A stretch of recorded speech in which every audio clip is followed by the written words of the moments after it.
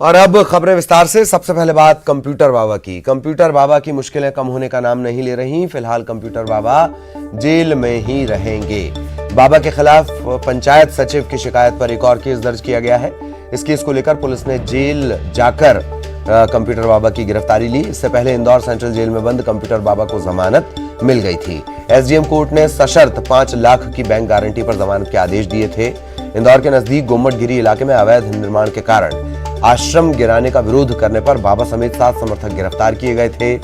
बाकी समर्थकों को पहले ही जमानत दे दी गई, लेकिन बाबा को जमानत नहीं मिली थी। अब जब जमानत मिली तो बाबा एक बार फिर गिरफ्तार कर लिए गए। इधर उपचुनाव में जीत के बाद सीएम शिवराज के सामने मंत्रिमंडल विस्तार एक बड़ी चुनौती मानी जा रही है, क्योंकि पिछली बार शिवराज कैबिनेट में शिवराज के कई करीबी विधायक मंत्री नहीं बन पाए थे, जो अब भी मंत्री पद की उम्मीद में हैं। ऐसे में अब सीएम शिवराज का बड़ा बयान सामने आया। उन्होंने कहा कि फिलहाल कैबिनेट का विस्तार नहीं होगा। अभी कोई योजना नहीं, अभी कोई योजना नहीं, अभी कोई योजना नहीं। धन्यवाद। और वहीं मंत्रिमंडल विस्तार को लेकर विधायकों ने लॉबिंग तेज कर दी है। उपचुनाव में 3 मंत्रियों की हार हो गई है। पीएचई मंत्री ऐंदल सिंह कंसाना ने मंत्री पद से इस्तीफा भी दे दिया है। उपचुनाव में हार का सामना कर चुकी इमरती देवी और गिरिराज दंडौतिया, इन्होंने इस्तीफा नहीं दिया है। दोनों मंत्री इस्तीफा देते हैं तो मंत्रिमंडल में 5 की जगह खाली हो जाएगी। इस संख्या में अपनी जगह बनाने के लिए अब बीजेपी के सीनियर विधायकों ने अपनी दावेदारी जतानी शुरू कर दी है। पूर्व मंत्री रामपाल सिंह ने कहा कि मंत्रिमंडल का विस्तार कब होगा, कैसे होगा, इसका फैसला मुख्यमंत्री शिवराज सिंह करेंगे। प्रदेश अध्यक्ष वीडी शर्मा ने कहा कि मंत्रिमंडल के विस्तार में जाति के साथ साथ क्षेत्रीय संतुलन बनाने की कोशिश होगी। इस पर तंज कसते हुए पूर्व मंत्री गोविंद सिंह ने कहा कि हार के बाद ऐंदल सिंह कंसाना ने इस्तीफा दिया, लेकिन इमरती देवी और गिरिराज दंडौतिया का इस्तीफा नहीं देना उनके अहंकार को दर्शाता है। बिंदी क्षेत्र को भी प्रतिनिधित्व मिला है और मिलेगा, जहां आवश्यक है वहां मिलेगा ही। लेकिन केवल ये नहीं है कि कोई प्रतिनिधित्व मिलने वाला नहीं है, जहां आवश्यक है। और मध्य प्रदेश भारतीय जनता पार्टी तो सर्वस्पर्शी और सर्वव्यापी है। कहाँ कमी है, कहाँ ठीक करना है, ये हमारा नेतृत्व माननीय मुख्यमंत्री जी का अधिकार है। वो इस पर बहुत अच्छे से विचार करके चीजें होंगी। इमरती देवी तो करेंगी मंत्री बनी रहूंगी मैं। ठीक है, इमरती जी हमारी बड़ी वरिष्ठ नेता हैं और हार जीत तो लगी रहती है, इसलिए उनके मन में जो आया होगा एक बार देखेंगे। प्रदेश नेतृत्व माननीय मुख्यमंत्री जी संगठन जहां चाहेंगे, जिसकी उपयोगिता होगी उसका वो तय करेंगे। क्षेत्रीय संतुलन भी देखेंगे, सामाजिक संतुलन भी। पार्टी पूरी सभी चीजों पर विचार करके उचित निर्णय लेते हैं। यानी ग्वालियर चंबल पर फोकस था, अब क्षेत्रीय संतुलन पर फोकस होगा। सभी चीजें पर विचार हमारा नेतृत्व करते हैं, उसमें हम लोग काम करते हैं। देवी जी ने और दूसरे हमारे दंडौतिया जी ने जो कहा है कि हम अभी विचार करेंगे, ये बेशर्माई की हद है। जब जनता ने ठुकरा दिया और हो सकता है उनको 5-6 महीने से भारतीय जनता पार्टी में मिल गए हैं, तो उन्होंने इस प्रकार की ट्रेनिंग ले रखी है, क्योंकि वहाँ तो संविधान के धज्जियां उड़ाने का काम हो रहा है। संविधान को भारतीय जनता पार्टी नहीं मानती, हिटलर के पदचिन्हों पर चलने वाली पार्टी है, उनके सिद्धांत पर चलने वाली पार्टी है। इसलिए वहाँ उनको नियम, कायदे, संविधान का कोई मतलब नहीं है, इसलिए वो इस तरह की बयानबाजी कर रहे हैं। और इधर सीएम शिवराज सिंह ने आत्मनिर्भर एमपी रोडमैप 2023 का विमोचन किया। सीएम ने अगले 3 साल का रोडमैप जारी किया है। कार्यक्रम में प्रदेश अध्यक्ष वीडी शर्मा, नीति आयोग के सीईओ भी शामिल हुए। मिंटो हॉल में रोडमैप का विमोचन करते हुए सीएम शिवराज ने कहा कि राज्य आर्थिक संकट से जूझ रहा है। ऐसे में प्रदेश का रोडमैप तैयार करना और उसे जारी करना किसी चुनौती से कम नहीं। सीएम ने यह भी कहा कि जनता की जो अपेक्षाएं हैं उन्हें पूरा किया जाएगा। आत्मनिर्भर भारत के लिए आत्मनिर्भर मध्य प्रदेश,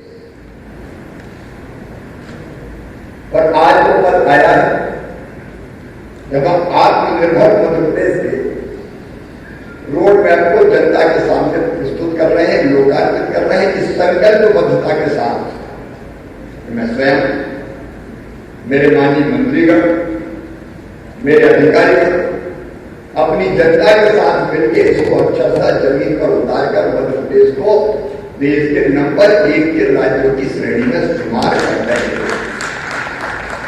इन 3 साल में मध्य प्रदेश की प्रगति असीम हो, इसका जी जान से प्रयास करें।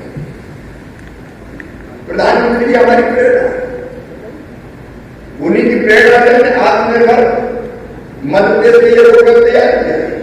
3-4 महीने तो खजाने में फसल नहीं भी आएगी, बीच में ये प्रस्ताव भी आया कि भारतीय आर्थिक सरकार निदान कर्मचारी की तनख्वाह कुछ महीने की कम कर देते, लेकिन हमने कहा कि कर्मचारियों की तनख्वाह तो किसी भी कीमत पर कम नहीं होगी। हम खेती को लाभ का धंधा बनाएंगे, किसानों की आय दुगना करने में कोई कसर नहीं छोड़ेंगे। मेरा आत्मनिर्भर मध्य प्रदेश कैन और वेद वजह से परियोजना केंद्र के कोऑर्डिनेशन से, प्रधानमंत्री जी के आशीर्वाद से उत्तर प्रदेश के साथ मिलकर अब अमली जामा पहनाएगा। मध्य प्रदेश में संसाधनों के बंटवारे में गरीबों का पूरा ध्यान रखा जाएगा। जितनी आबादी बजट का अपना हिस्सा उनकी अलग अलग कल्याणकारी योजनाओं में हम खर्च करेंगे। मेरे आत्मनिर्भर मध्य प्रदेश में शिक्षा के लिए प्रधानमंत्री जी ने जो नई शिक्षा नीति, जिसमें व्यवसायिक शिक्षा को प्रमुख स्थान में, उसका विशेष अभियान चलाया जाएगा। मेरे आत्मनिर्भर मध्य प्रदेश में ना हम छोटी छोटी इंडस्ट्रीज लाएंगे, केवल वो तो हम लाएंगे, इंडस्ट्रियल क्लस्टर को और विकसित करेंगे और आगे बढ़ाएंगे, लेकिन बाकी उद्योगों का भी जाल बिछाने में हम कोई कसर। इधर कांग्रेस ने आत्मनिर्भर एमपी पर सवाल खड़े कर दिए। कहा कि आत्मनिर्भर मध्य प्रदेश की क्यों पड़ी जरूरत। स्वर्णिम मध्य प्रदेश की भी याद दिलाई गई। रोजगार को लेकर दावे कितने पूरे हुए, ये भी पूछा गया। मुख्यमंत्री शिवराज सिंह ने स्वर्णिम मध्य प्रदेश बना चुके हैं, तो स्वर्णिम जब मध्य प्रदेश बन चुका तो आत्मनिर्भर तो अपने आप ही पहले ही हो चुका है। अब शिवराज सिंह पिछले 15 वर्षों में करीब उन्होंने 80,000 के आसपास घोषणाएं की है और उनका क्रियान्वयन हुआ नहीं है। तो हमारा तो ये कहना है कि मुख्यमंत्री शिवराज सिंह जी को अगर असत्य झूठ बोलने में अगर विश्व में किसी आदमी को नोबेल पुरस्कार मिलना चाहिए तो शिवराज सिंह ही उसकी पात्रता रखते हैं, उनको इस नोबेल पुरस्कार झूठ बोलने का मिला है। और ये जब पहले और लगा बना चुके रोजगार है नहीं, 3.5 लाख से अधिक पद खाली पड़े हैं निगमों में, नगर पालिकाओं में, स्थानीय संस्थाओं में, जनपदों में, जिला पंचायतों में और गवर्नमेंट शासकीय विभागों में, उनको भर नहीं रहे और आत्मनिर्भर कहाँ से बन जाएगा। बेरोजगारी बढ़ रही है, चरम सीमा पर है। और उपचुनाव के बाद अब इस बात पर मंथन शुरू हो गया है कि प्रदेश में किस किस स्टार प्रचारकों का इस बार कितना दबदबा रहा, किन किन स्टार प्रचारकों ने जीत के लिए जी तोड़ मेहनत की। कांग्रेस के स्टार प्रचारकों का जनता के बीच जादू नहीं चला, इसीलिए कांग्रेस 9 सीटों पर सिमट कर रह गई। कांग्रेस के लिए राजस्थान से आए सचिन पायलट और छत्तीसगढ़ के सीएम भूपेश बघेल का भी इस बार जादू नहीं चल सका। कांग्रेस ये मानती है कि सीएम शिवराज सिंह का इस बार असर रहा, लेकिन सिंधिया का जादू नहीं चल सका। भारतीय जनता पार्टी को मध्य प्रदेश में जो इतनी भारी सफलता मिली है, उसमें माननीय शिवराज सिंह चौहान जी, माननीय नरेंद्र सिंह तोमर जी, माननीय सिंधिया जी, नरोत्तम मिश्रा, गोपाल भार्गव, बीडी शर्मा, ये जो हमारे स्टार प्रचारक थे उनके कारण मिली है।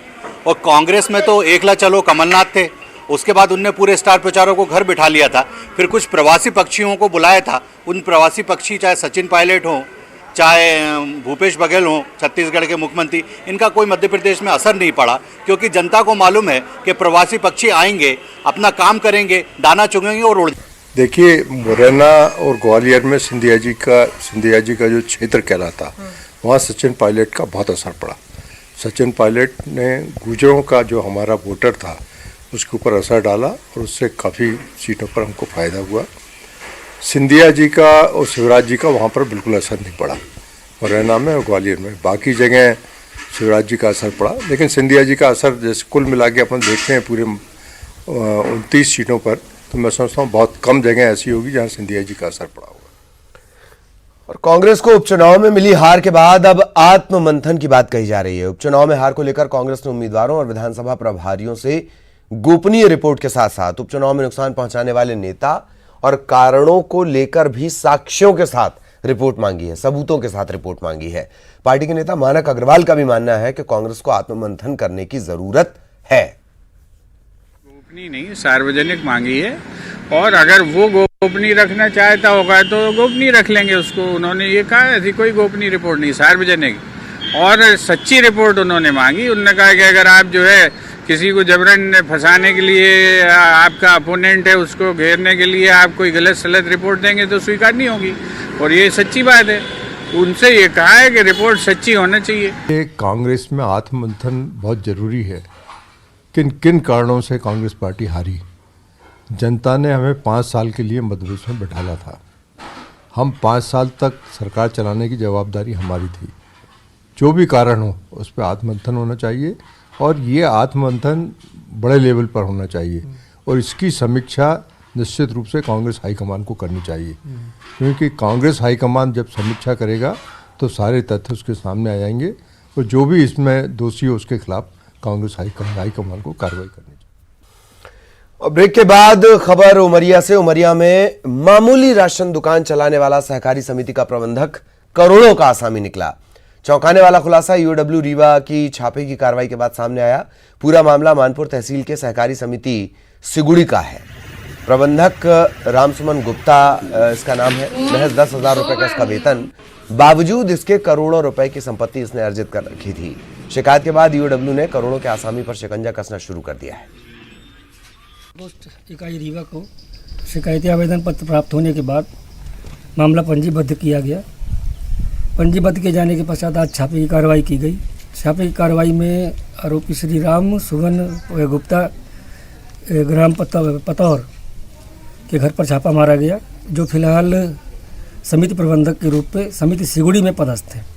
छापे की कार्रवाई अभी जारी है। अब तक की कार्रवाई के दौरान राम सुमन गुप्ता जी के घर से लगभग 5 लाख रुपए का बैंक बैलेंस, 18,30,000 रुपए की बैंक पॉलिसीज़, 1.5 लाख रुपए का FDR, 8,58,000 रुपए का आर्टिका गाड़ी, 2,02,180 रुपये नगद, लगभग 5 लाख के आसपास के जेवरात, 60 लाख के मकान, 1.25 लाख की 2 मोटरसाइकिलें और लगभग 20 लाख रुपए के भूमियों के दस्तावेज प्राप्त हुए हैं।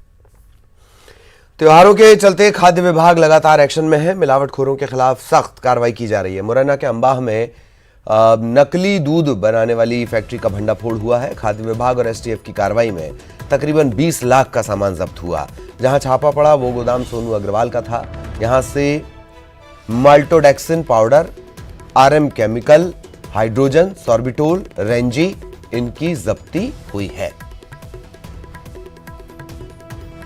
मुरैना और STF ग्वालियर के द्वारा संयुक्त कार्रवाई की गई है, जिसमें दूध बनाने के करोड़ों के केमिकल जब्त किए गए हैं, जिसमें 1000 से अधिक माल्टोडेक्सिन पाउडर के कट्टे और RM केमिकल एवं अन्य केमिकल है, जिसको फूड विभाग द्वारा सीज किया गया है। सोनू अग्रवाल निवासी अंबा इसका संचालन करता है। इसके और भी गोदाम है, जिसके लिए अभी कार्रवाई चल रही है। हरदा में दीपावली से पहले प्रशासन ने मिलावटखोरों के खिलाफ अभियान चलाया। इसी क्रम में शहर की कई मिठाई दुकानों पर खाद्य विभाग की टीम ने छापे की कार्रवाई कर जांच के लिए सैंपल लिए, जिन्हें जांच के लिए अब भोपाल भेजा गया है। प्रशासन की कार्रवाई से मिठाई कारोबारियों में हड़कंप भी मच गया है। ग्वालियर में अजीबोगरीब वाकया सामने आया। 10 साल से लापता थानेदार मनीष अचानक भिखारी के वेश में मिला। कचरे में खाना तलाश रहा था, तब DSP रत्नेश तोमर और विजय भदौरिया लौट रहे थे। ठंड से कांपता वो शख्स उन्हें मिला। DSP ने उस भिखारी को ठंड से बचने के लिए जैकेट दी और तभी कचरे के ढेर में बैठे मनीष ने रत्नेश और विजय सिंह को उनके नाम से पुकारा। हैरान DSP ने जब मनीष से बातचीत की तो पता चला कि मनीष उनका बैचमेट था। दोनों अफसरों ने मनीष को स्वर्ग सदन आश्रम पहुंचाया। आपको बता दें कि मनीष पिछले 10 साल से लापता थे। 2005 में मानसिक संतुलन बिगड़ने के बाद उन्हें नौकरी से निकाल दिया गया था। और धनतेरस के मौके पर सीएम शिवराज सिंह चौहान भी पत्नी साधना सिंह के साथ भोपाल के न्यू मार्केट पहुंचे। यहां उन्होंने बर्तन की दुकान पर बर्तन खरीदे, शुभ मुहूर्त में चांदी के सिक्के भी खरीदे। प्रदेशवासियों को धनतेरस की शुभकामनाएं दी। धनतेरस की सभी बहनों और भाइयों को शुभकामनाएं। ये त्योहार हम पूरे उत्साह के साथ परंपरा अनुसार मनाते हैं। धन्वंतरी भगवान के चरणों में भी प्रणाम। आज ही आत्मनिर्भर मध्य प्रदेश का रोड मैप हमने जारी किया है। मध्य प्रदेश आत्मनिर्भर बने, और दिवाली को लेकर उज्जैन में महाकाल मंदिर में विशेष पूजा अर्चना की गई। धनतेरस को आज सुबह 9 बजे महाकाल की विशेष पूजा भी होगी। इसके अलावा कुबेर और मां लक्ष्मी का पूजन किया जाएगा।